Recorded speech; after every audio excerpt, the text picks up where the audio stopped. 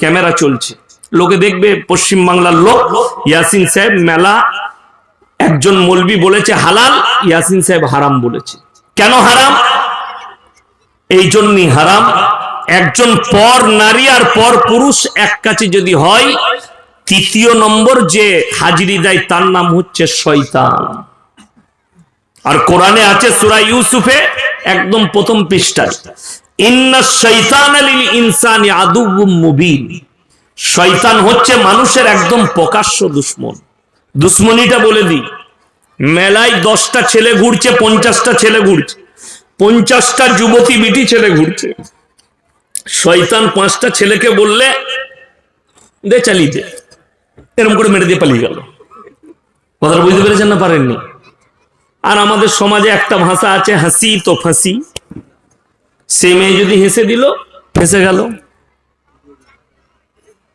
তো মেলা আমি বলেছি 25 সাল থেকে আমার কাছে যারা ডেট নিচ্ছে, আমি একদম শর্ত রেখে দিয়েছি, মেলা বসালে সেই জলসায় আমাকে দাওয়াত দাও না, আমি নেই। আর যদি আমাকে দাওয়াত দেওয়ার পরেও কেউ মেলা বসাই, সেই মেলায় জলসায় ঢুকার আগে আমার গাড়ি ফিরে যাবে। আমার যা পারিস করে নিবি, আমার যা পারিস করে নিবি। মেলায় ঢুকে যদি দেখি মেলা বসেছে, ওইখান থেকে গাড়ি রিটার্ন। কারো বাপের ক্ষমতা হবে না আটকিয়ে রেখে দিই, আর নাইলে সেকেন্ডের মধ্যে মেলা তুলতে হবে। আপনাদের এখানে কত শ্রোতা হয়েছে জানি না, আমার জলসায় যারা গিয়েছিল তারা দেখেছে 25 থেকে 30 হাজার শ্রোতা। কথাটা বুঝতে পেরেছেন না পারেননি? এবং সবাইকে ফ্রি বিরিয়ানি, 30 থেকে 40টা গরু জবাই হয়েছে, 100 টাকা কেজি চালের বিরিয়ানি খাইছি। রাস্তায় একটা মেয়েকেও দেখে এসছে নাকি প্রমাণ করা, মহিলা। এখানে তো আমি মা দিকে দেখতে পাচ্ছি, আপনারা এমন পরিবেশ করেছেন। আমার জলসায় মহিলারা কোথায় বসেছে এটাই শ্রোতারা জানে না, কোন রাস্তায় ঢুকেছে এটাও জানে না। কেন জানেন? নারী দিকে আল্লাহ বড় ইজ্জত দিয়েছে। আপনারা কি মনে করছেন খালি হাদিস কোরআন, হাদিস কোরআন তোমার জানা আছে? নারীদের পর্দা করা ফরজ, এটা কে জানেন না? বলুন আপনারা, কথা বলেন। এই নারীদের পর্দা করা ফরজ না ফরজ নয়? ফরজ। পর্দা কই? রাস্তায় মেয়েগুলো কি করে ঘুরছে? কথাটা বুঝতে পারেননি আমার? রাস্তায় মেয়েরা কিভাবে ঘুরছে, কে অনুমতি দিল? তাদের পরিবার কই? পরিবাররা কই? কষ্টের বিষয়। আপনি নিজেকে মুসলমান মুমিন বলে দাবি করছেন, রাস্তায় আমাকে বললো না মন্না যে আমাদের কমিগুলো বলবেন। প্রথম নম্বর কমি হচ্ছে মেলা বসানো যাবে না। দ্বিতীয় নম্বর কমি, মহিলাদিকে এইভাবে বসানো যাবে না, পুরো ঢেকে দিতে হবে, একদম সেপারেট, আমাদেরকে যেন দেখতেই না পায়। এটা হচ্ছে পরিবেশ। এরপর আমি বক্তব্য শুরু করব। ইসলামের যে বুনিয়াদ রাখা হয়েছে, এই বুনিয়াদটা আল্লাহ শিক্ষার উপরে রেখেছে, এডুকেশনের উপরে। কোরআনটা খুলেন, প্রথমেই আছে সূরা ফাতিহা, আছে না নাই?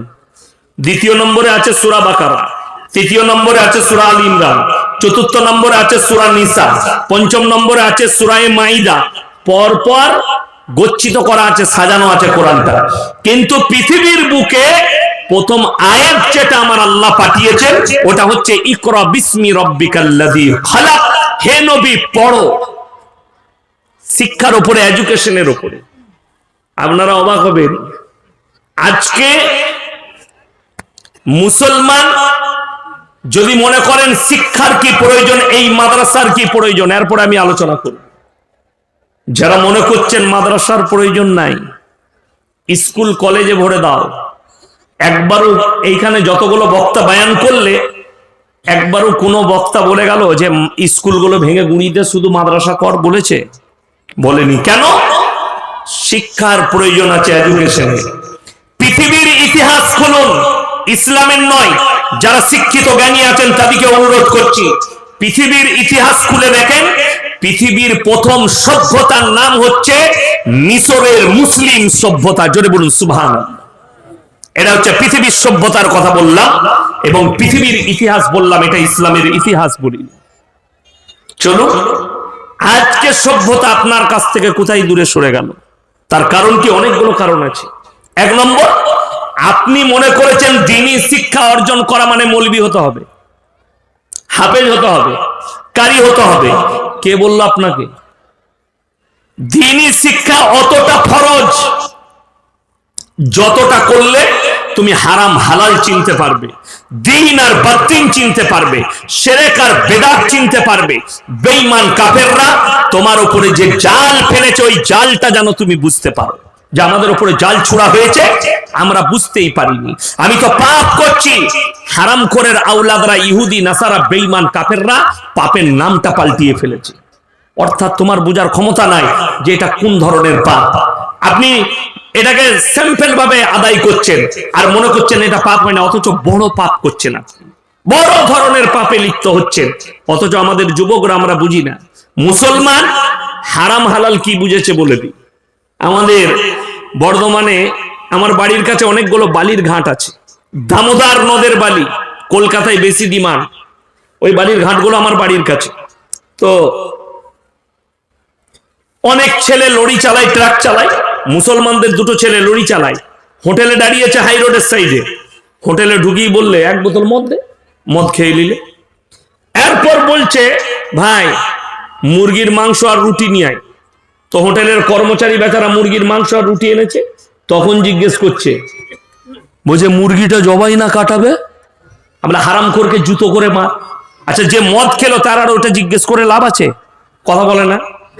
যে লোকটা মদ খেলো সেই লোকটার কাটা আর জবাই এটা জিজ্ঞেস করে কোনো ফায়দা আছে? মদ স্পর্শ করা হারাম, আর তুমি মনে করছো মদ খাওয়া যাবে কিন্তু মুরগি খেলে জবাইটা খেতে হবে। কেন বুঝতে পারেনি? দ্বীনি শিক্ষা না থাকার কারণে, না থাকার কারণে। আমার ভাই বলে দিই, আপনারা যারা আছেন না, মনে করছেন আমার আগে শেখ সাহেব দোয়া করছিলেন, আপনারা অনেকে আমিন আমিন বলছিলেন। দোয়াটা কবুল হবে তখন, তোমার আমিনটা কবুল হবে তখন, তার জন্য শর্ত হচ্ছে হালাল খাবার। আপনি যদি সকালবেলায় উঠে রায়গঞ্জে যান, আপনি যদি মালদা টাউনে যান, কোন হোটেলে রেস্টুরেন্টে খেতে গেলে আপনাকে জিজ্ঞেস করতে হবে না দাদা মুরগিটা জবাই না কাটা? কথা বলেন, এটা শর্ত মুসলমানের জন্য। তুমি যে খাবারটা খাচ্ছ এটা হালাল কিনা জানতে হবে। আপনি এটা বুঝে গেলেন যে আমাকে হালাল করা মুরগি খেতে হবে, হালাল মাংস খেতে হবে। সকালবেলায় উঠে তোমার বাজারে গেলে, বাজারে গিয়ে বলছে এই জবাই করা 1 কিলো মাংস দে। শুনেন মুসলমান কতটা হারাম হালাল বুঝে। কিনছে জবাই করা মাংস, কিন্তু টাকাটা আবার সুদের টাকা, সেই একই মাল দাঁড়িয়ে গেল। কথাটা বুঝাতে পারলাম? এরপর সুদের বায়ান করলেই দোষ। কি সকালবেলায় আপনার গ্রামে এলাকায় যত চায়ের দোকান আছে, সুদখোর মাল কটা গাল দিবে, বাজে মৌলবি ইয়াসিন, ওই সুদখোর মাল কটা গাল দিবে। তো তোরা গাল দিলে তো কোরআনের আয়াত পাল্টাবে না, তোরা গাল দিলে তো ফতোয়া পাল্টাবে না। যদি বলেন মন না, কোরআন কি বলছে? আমার আল্লাহ রাব্বুল আলামিন কোরআনে বললেন ওয়া হাল্লাল্লাহুল বাইয়া ওয়া হাররামার রিবা। হে নবী বলে দাও তোমাদের জন্য সুদকে হারাম করা হয়েছে আর ব্যবসাকে হালাল করা হয়েছে। জোরে বলুন সুবহানাল্লাহ।